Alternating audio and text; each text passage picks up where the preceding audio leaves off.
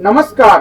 स्थानीय सञ्चारमा नयाँ आयाम समाज रूपान्तरणमा हाम्रो अभियान तपाई हेर्दै हुनुहुन्छ स्याङ्जा जिल्लाकै पहिलो टेलिभिजन लक्ष्मी टेलिभिजन। हामीलाई विश्वको जुनसुकै ठाउँबाट पनि www.laxmitv.com लगइन गरेर अर्थात् नेट टिभी एप्सबाट पनि हेर्न अनि सुन्न सक्नुहुनेछ। समाचारमा स्वागत छ। म टीकाराम अधिकारी। कोरोना भाइरस रोकथामका लागि स्वास्थ्य सामग्री खरिदकारीमा स्वास्थ्य तथा जनसंख्या मन्त्री सल्लाहकारको भूमिका शंकास्पद देखिएको सांसदहरूले बताउनु भएको छ। संघीय सांसद प्रतिनिधि सभाको सार्वजनिक लेखा समितिको सोमबारको बैठकमा सांसदहरूले स्वास्थ्य तथा जनसंख्या मन्त्री विज्ञ सल्लाहकार मन्त्रालयका पदाधिकारीहरूको भूमिका माथि शंका गर्दै प्रश्न उठाउनु भएको छ। समितिले सोमबार प्रधानमन्त्री कार्यालयका सचिव नारायण प्रसाद पिडारी, स्वास्थ्य तथा जनसंख्या सचिव लक्ष्मण अर्याल, स्वास्थ्य सेवा विभागका महानिर्देशक दीपेन्द्र शरण सिंहसँग स्वास्थ्य सामग्री खरिदकारीमा भएको अनियमितताका विषयमा छलफल गर्नु भएको छ। छलफलमा सांसदहरूले स्वास्थ्य सामग्री खरिदको जिम्मा ओम्नी समूहलाई दिन मन्त्री विज्ञ सल्लाहकारले गरेको हतारोले पनि अनियमितता भएको प्रष्ट हुने बताउनु भएको छ। नेपाल कम्युनिस्ट पार्टी नेकपाका सांसद विरोध खतिवड़ाले गत चैत्र 12 गते दिनभर बैठक गरेर काम गरेको देखिएकाले मन्त्री सल्लाहकारलाई शंकामा गर्ने ठाउँ देखिएको बताउनु भएको छ। उहाँले 12 गते राति नै बैंकलाई, कम्पनीलाई, समूहलाई पत्रचार गरी काम गरिएको र पछि फेरि ठेक्का नै रोकेर क्यान्सिल गर्ने कार्यले अनियमितता भएको स्पष्ट हुने बताउनु भएको छ।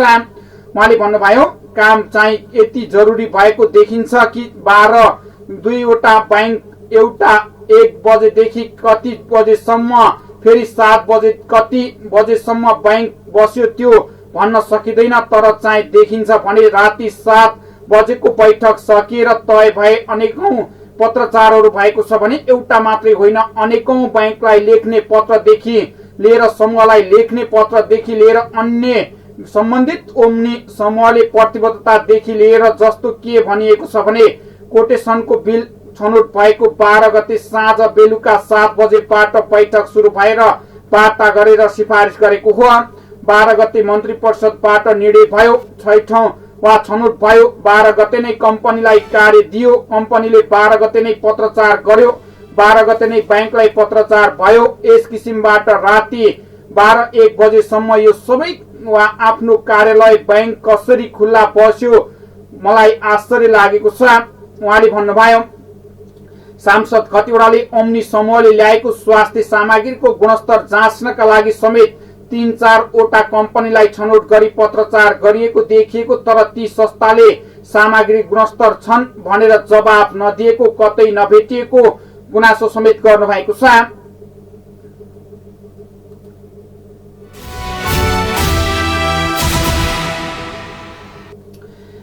स्याङ्जा र पाल्पाको संगम स्थल रामनदीधाम रामदीमा आयोजना गरिएको माइकेको दोस्रो पटक आय व्यय सार्वजनिक गरिएको छ।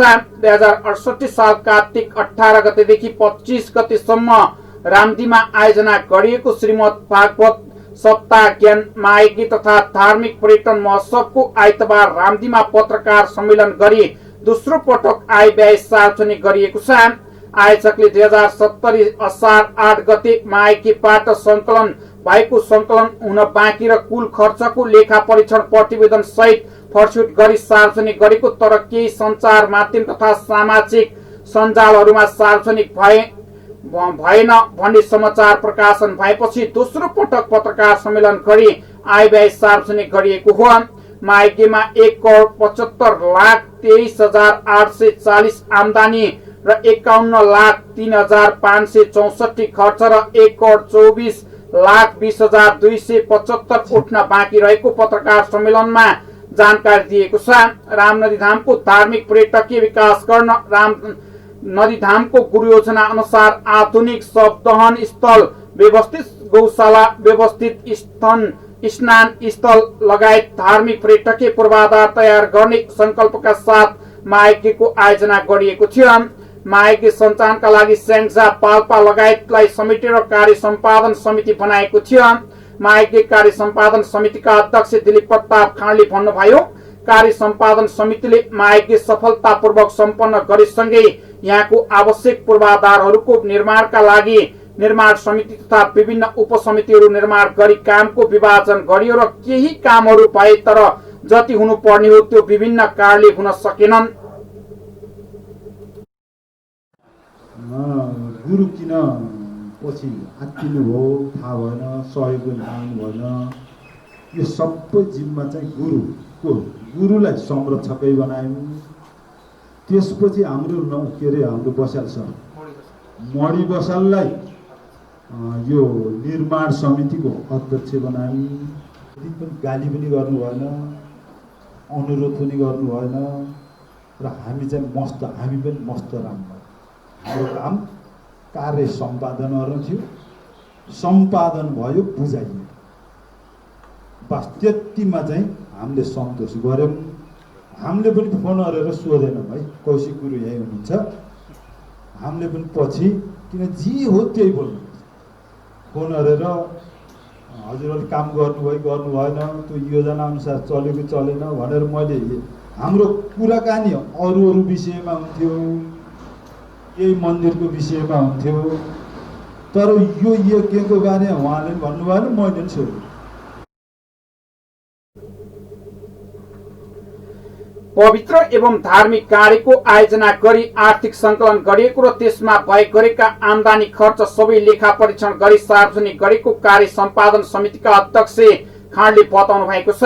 पवित्र उद्देश्य राखेर गरिएको पुण्य कार्यमा 1 रुपैयाँ पनि हिनामिना भएको छैन र अब पनि हुँदैन। अध्यक्ष खाँडले भन्नुभयो, यदि हिनामिना भएको प्रमाणित भएमा जस्तो सुकै सजाय पनि भोग्न तयार छौं, तर चरित्र हत्या गर्ने अभिप्रायले हो भने त्यसको जस्तो सुकै परिस्थितिमा पनि डटेर सामना गर्न तयार रहेका छौं। उहाँले भन्नुभयो,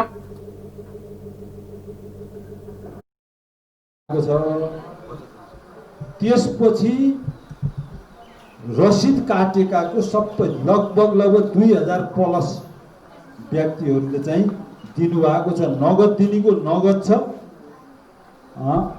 बाँकी भागोको बाँकी छ र बाँकीवालाको पनि को जिम्मा हो। यही आएर बाँकी बोलेकाको उही जिम्मा छ।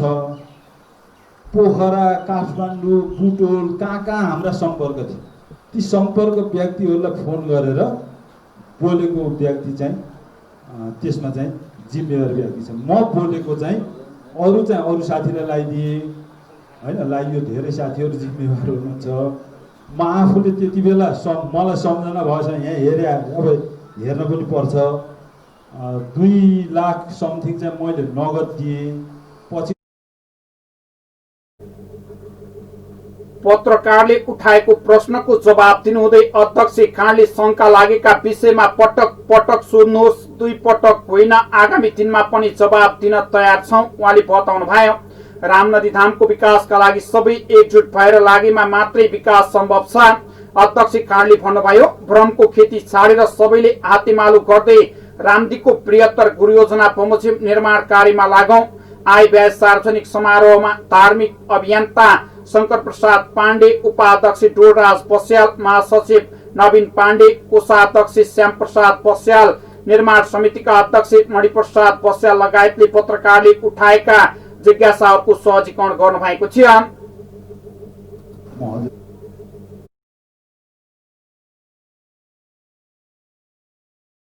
हुनुहुन्छ उहाँको समीपमा रहेर काम गर्न पाउँदा म पनि भाग्यमानी नै हुन्छु भन्ने हिसाबले आफूले काम गरेँ। तर त्यो काम अघि नै भनियो, धेरै ठाउँका साथीहरू पनि धेरै ठाउँबाट बिल भरपाई आउनु गर्दाखेरि हिसाब किताब निकाल्न नै 1 वर्ष लागेको थियो। आदरणीय दाजुले मलाई भनेको याद छ, अब अरू कुरा केही नभनेको ढिलो भइसकेपछि अब अडिट रिपोर्ट गर्नुपर्छ। किनभने मलाई लाग्छ 10,000 नेपालमा यज्ञहरू भए हुनन्, अडिट रिपोर्ट यसरी भएका अडिट रिपोर्ट भएका यज्ञहरू कमै हुनन्। हामीले पनि धेरै यज्ञमा दान गरेका छौँ, दक्षिणा दिएका छौँ। हामीले बोलेका पैसा दिन पनि बाँकी भएका पनि छन्। हामीले यहाँ 25,000 भनेर दिन भनेर गएँ। म रत्नपुरमा जाने बित्तिकै उहाँ 1 लाखबाट 1 लाख चाहिँ उहाँबाट चाहिँ एउटा गुरुले घन्काउनु भयो, 1 लाख बोलेर आयो। त्यो 1 लाख पनि दिन बाँकी नै छ। हामीले चाहिँ अन्यत्र पनि त्यस्तै साथीहरूका बिचमा जाँदाखेरि थोरै मनमा थोरै हुने लिएर जाँदा धेरै बोलिदिने र बाँकी हुने गरेका धेरै यज्ञहरू छन्, हामी आफै बोलेका पनि छन्। त्यस कारणले यसलाई घचघच्याउने हामीले सिद्ध बाबामा पनि हामीले 25 यज्ञ गऱ्यौँ। सिद्ध बाबाका साथीहरूले अत्यन्तै घचघच्याउनु भयो, त्यहाँको कार्यसमिति अत्यन्तै घचघच्यायो, हामीले त्यहाँ तिरिसक्यौँ। त्यसरी नै यहाँ भएका साथीहरूलाई पनि हामीले घचघच्यायौँ भने पक्कै पनि यो पैसा उड्छ र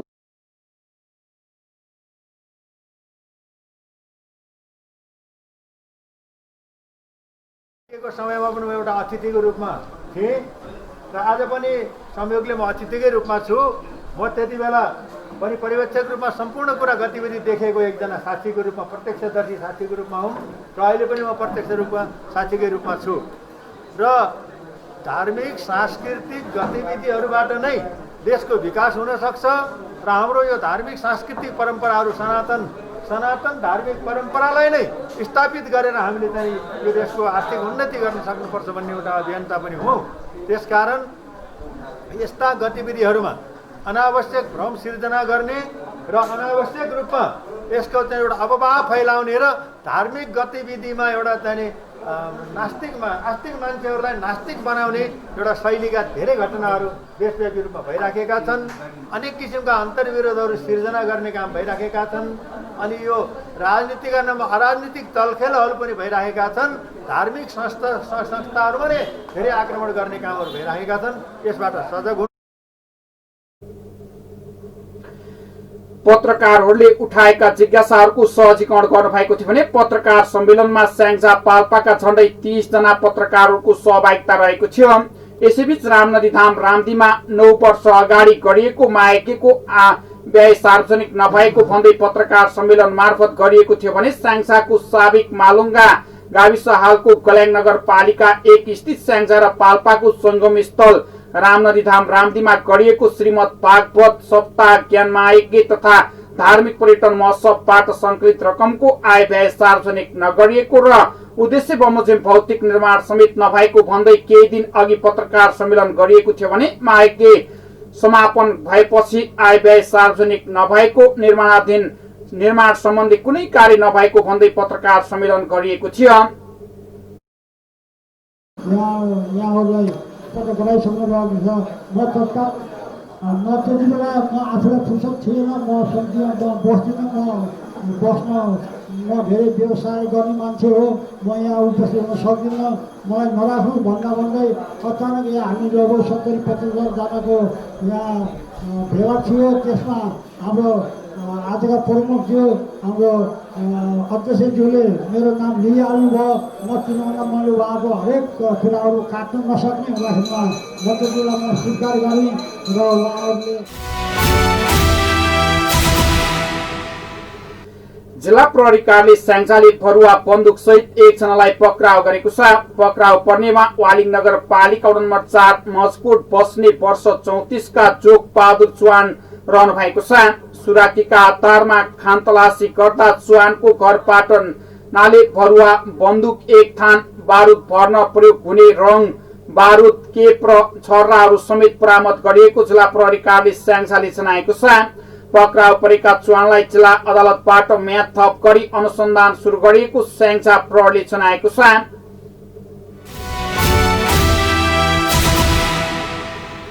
स्याङ्जाको भिरकोट नगरपालिका वडा नम्बर 1 प्रगति नगर स्थित सिद्धार्थ राजमार्गमा 2 सवारी साधन एक आपसमा ठोकिँदा 1 जना घाइते हुनु भएको छ।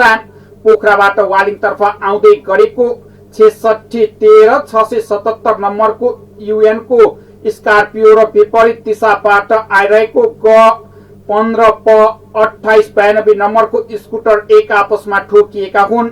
दुर्घटनामा स्कुटर चालक भिरकोट 52 वर्षका नारायण कुमार श्रेष्ठ घाइते हुनु भएको छ। घाइते श्रेष्ठलाई उपचारका लागि पोखरा लगिएको छ भने दुवै सवारी साधन प्रहरीको नियन्त्रणमा रहेको जिल्ला प्रहरी कार्यालय स्याङ्जाका प्रवक्ता राजेन्द्र प्रसाद अधिकारीले जानकारी दिनुभएको छ।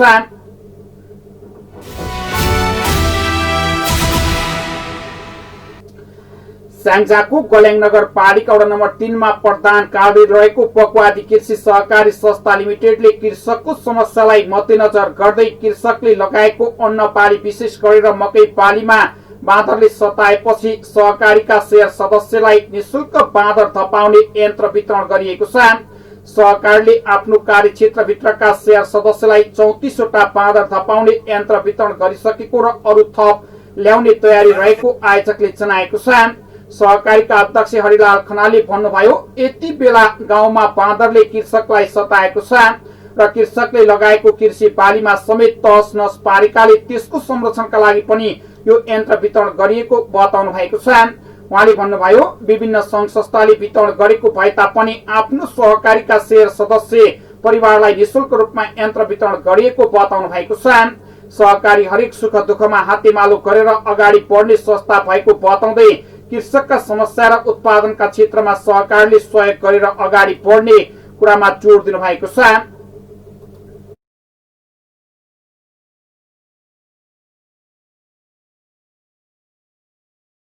यहाँ उपस्थित सम्पूर्णलाई नमस्कार। अति श्रद्धेय पत्रकार बन्धुहरू, यो हामीले सानो भए पनि पक्वादी सहकारी मार्फत यो बाँदर तर्साएर खेती जोगाउनका निमित्त हामीले यो सानो बाँदरलाई खेद्ने यन्त्र यहाँ वितरण गरेको कुरा यो हेर्ने महानुभावहरूलाई र यो पत्रकार बन्धुहरूलाई, टिभीहरूलाई सबैलाई म धन्यवाद दिँदै मेरो 2 शब्द। यो कृषकहरूको लागि तपाईले योभन्दा पहिले पनि के कुनै कार्यक्रमहरू ल्याउनु भएको थियो कि यो पहिलो कार्यक्रम हो कि के? भर्खर हाम्रो सहकारीले 5-6 महिना भयो सुरु गरेको।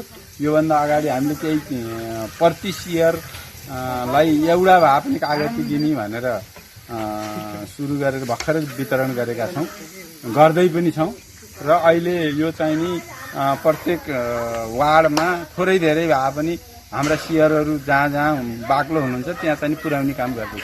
तपाईँ हजुर त यहाँ जनप्रतिनिधि पनि हुन्छ, यो क्षेत्रमा बाँदरको समस्या चाहिँ कस्तो छ? बाँदरको अत्याधिक बिगबिगी छ। यहाँ बाँदर धपाउन महिला केटाकेटी गयो भने चाहिँ बाँदरले पिट्ने, जतातिर जानु जतापट्टि जाँदा पनि बाँदर मात्रै छ।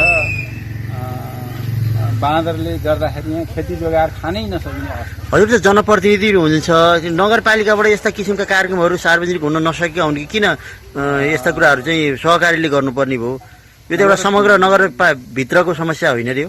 हो, नगरपालिकाको अत्यन्तै यो ठुलो समस्या हो र यो मैले यसो हेर्दाखेरि यो राष्ट्रिय समस्याको रूपमा पनि आउला जस्तो मान्छु मैले, किनभने जहाँ जाँदा जता जाँदा पनि बाँदरै बाँदर छ र यो नगरपालिकाले पनि केही पहिला सुरु गर्ने भनेर एउटा ढाँचा ल्याएको थियो, तर यो अनि यो बाँदरलाई खेद्ने प्रक्रिया मिलेन या उहाँहरू ल्याएको मान्छेहरूले काम गर्न सक्दैन।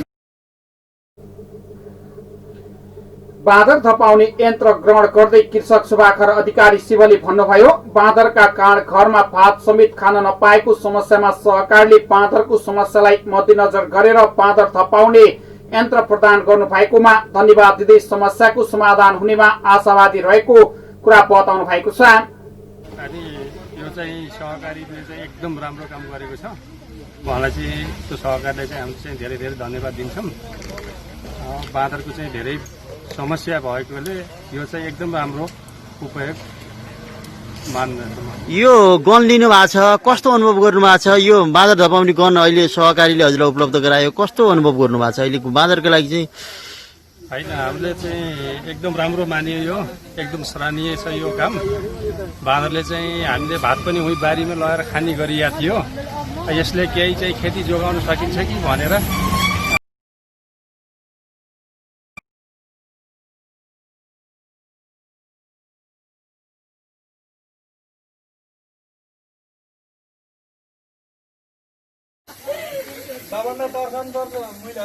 यहाँ उपस्थित सम्पूर्णलाई नमस्कार। अति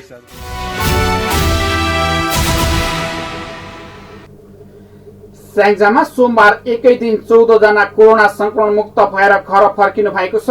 कालिका सामुदायिक अस्पतालको आइसोलेसनमा रहनुभएका 14 जना सोमबार कोरोना मुक्त भएर घर फर्किनु भएको छ। उहाँहरूलाई गण्डकी प्रदेशकी सामाजिक विकास मन्त्री नरदेवी पुनले विदाई गर्नुभएको हो। 28 जना संक्रमितको स्वाब संकलन गरी पठाएकोमा 14 जनाको नेगेटिभ आएको थियो भने 14 जनाको फेरि पनि पोजिटिभ आएको स्वास्थ्य निर्देशक डाक्टर विनोद बिन्दु शर्माले जानकारी दिनुभएको छ।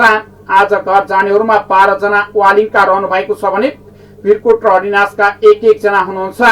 यो सँगै जिल्लाका संक्रमित 98 जना मध्ये 22 जना निको भएर घर फर्किसक्नु भएको छ भने 1 जना संक्रमितको निधन भएको छ।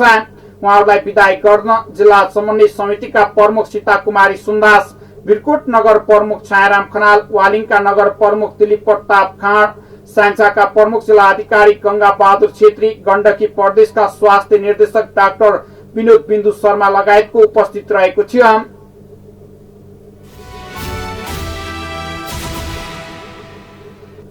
स्याङ्जामा सोमबार बिहान 12 जना संक्रमित थपिनु भएको छ। 2 महिला सहित 10 जना पुरुष हुनुहुन्छ। यो सँगै जिल्लामा संक्रमितको संख्या 98 पुगेको छ भने नयाँ थपिनेहरूमा अर्जुन चौपारी गाउँपालिकाका 10 जना, कालीगण्डकी गाउँपालिकाका 2 जना रहनु भएको छ। अर्जुन चौपारीका 7 वर्षका 3 बालक सहित 16, 30, 31 र 30 र 38 वर्षका पुरुष र 6 वर्षकी बालिका सहित 50 वर्षको 1 महिला रहनु भएको छ भने त्यस्तै कालीगण्डकी गाउँपालिकाका 14 र 48 वर्षका पुरुष रहनु भएको छ। उहाँहरू सबै भारतबाट आई क्वारेन्टाइनमा बसिरहनु भएको हुनुहुन्छ भने प्रदेश स्वास्थ्य निर्देशनालय पोखराका निर्देशक डाक्टर विनोद बिन्दु शर्माले जानकारी दिनुभएको छ। जसमध्ये अर्जुन चौपारी गाउँपालिकामा संक्रमित जेठ 17 गते भारतबाट आउनु भएको गाउँपालिकाले जनाएको छ। स्याङ्जाका 98 जना संक्रमित मध्ये 8 जना निको भएर घर फर्किनु भएको छ भने 1 जना संक्रमित भने निधन भएको छ। स्याङ्जामा अहिलेसम्म पुष्टि भएका संक्रमित मध्ये कलेङका 3 जना बाहेक सबै भारतबाट आउनु भएको छ।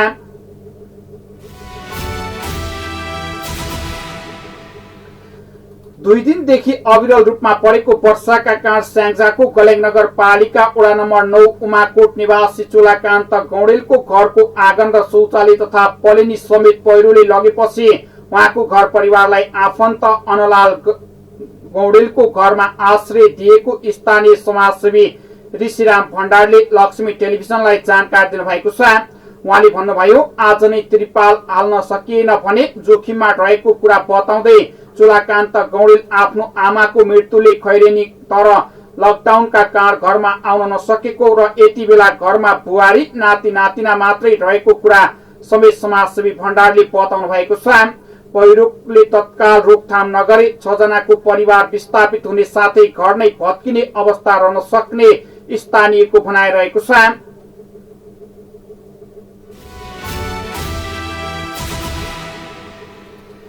स्याङ्जाका व्यवसायीले लकडाउन अवधिको ब्याजमा 5% छुटको माग प्रस्ताव गर्नु भएको छ। प्रमुख जिल्ला अधिकारी मार्फत आज नेपाल सरकारलाई ज्ञापन पत्र बुझाएको छ भने कोरोना संक्रमणका कारण सिर्जित लकडाउनले व्यवसायमा शून्यता भएसँगै 5% छुटको मागसँगै बैंक तथा वित्तीय संस्थाले व्यवसायलाई आतंकित नगर्न समेत आग्रह गरिएको छ। जिल्ला उद्योग वाणिज्य संघ सहित 5 नगर उद्योग वाणिज्य संघको वालिङमा बसेको संयुक्त बैठकले पारित प्रस्ताव सहितको ज्ञापन पत्र प्रमुख जिल्ला अधिकारी गंगा बहादुर छेत्री मार्फत नेपाल सरकारलाई बुझाउनु भएको छ। ज्ञापन पत्र बुझ्दै स्याङ्जा जिल्ला उद्योग वाणिज्य संघका अध्यक्ष विक्रान्त कुमार श्रेष्ठ सुवर्णले लकडाउनका कारण व्यापार व्यवसाय अत्यन्तै शिथिल भएको अवस्थामा व्यवसायीले कसरी सावा ब्याज बुझाउने यसतर्फ राज्यको ध्यान जानु जरुरी रहेको कुरा बताउनु भएको छ। त्यसैगरी वालिङमा बसेको 2 दिनको बैठकले विविध पक्षका प्रस्ताव एवं माग पारित गरेपछि ज्ञापन पत्र बुझाएको हो। स्याङ्जा जिल्ला उद्योग वाणिज्य संघका अध्यक्ष विक्रान्त कुमार सुवर्णले वालिङ उद्योग वाणिज्य संघका अध्यक्ष शोभाकान्त पौडेल, बिरकोट अध्यक्ष भक्तबहादुर केसी, गलेङका अध्यक्ष यज्ञ प्रसाद अर्याल, चापकोटका अध्यक्ष मणिप्रसाद खनालले संयुक्त हस्ताक्षरित विज्ञप्तिमा कोरोनाका कारण जिल्लाका व्यवसायमा समस्याका विश्लेषण व्यावसायिक पुनर्स्थापनाका लागि साझा धारणा सहित प्रेस विज्ञप्ति मार्फत नेपाल सरकारसँग सहुलियतको माग गर्नु भएको छ। बैंक कर्जा लिएर 80% व्यवसायले व्यवसाय सञ्चालन गरेकोमा विगत 4 महिनादेखि जारी लकडाउनका कारण आर्थिक गतिविधि शून्य भएकाले बैंकको ब्याजमा 5% छुट व्यवस्था गर्न उल्लेख छ। बैंक तथा वित्तीय संस्थाहरूले फोन एवं घर दैलो गरी व्यवसाय आतंकित पार्ने कार्य तत्काल रूपमा सुझाव समेत दिएको छ। विज्ञप्तिमा अख्तियार दुरुपयोग अनुसन्धान आयोगको ऐनलाई निजी क्षेत्रलाई समेत नियन्त्रण गर्ने गरी संशोधन गर्न लागेकोमा ध्यानाकर्षण गराउँदै व्यवसायलाई हतोत्साहित बनाउने कार्य नगर्न समेत आग्रह गरिएको छ। जिल्लामै राजस्व कार्यालयको करदाता सेवा कार्यालय स्थापना गर्न सिद्धार्थ राजमार्ग अन्तर्गत रामदीको पुल जीर्ण भएका काँठठुला मालवाहक सवारी सञ्चार नहुँदा ढुवानी र व्यवसायमा विस्तार र मूल्यमा समेत प्रभाव परेको हुँदा पुल निर्माणको लागि समेत संघले माग गर्न उद्योग वाणिज्य महासंघ अध्यक्षहरू पदाधिकारीहरूको पूर्व अध्यक्षहरू सल्लाहकार लगायत उद्योगी व्यवसायको सहभागिता रहेको बैठकले छलफल गरेको छ। तपाईँ हेर्दै हुनुहुन्छ लक्ष्मी टेलिभिजन। अर्को समाचारमा पुनः सुने बाचा गर्दै अहिले भने समाचार युनिटबाट बिदा हुन चाहन्छौँ। तपाईँ भने हेर्दै गर्नुहोला लक्ष्मी टेलिभिजन। नमस्कार।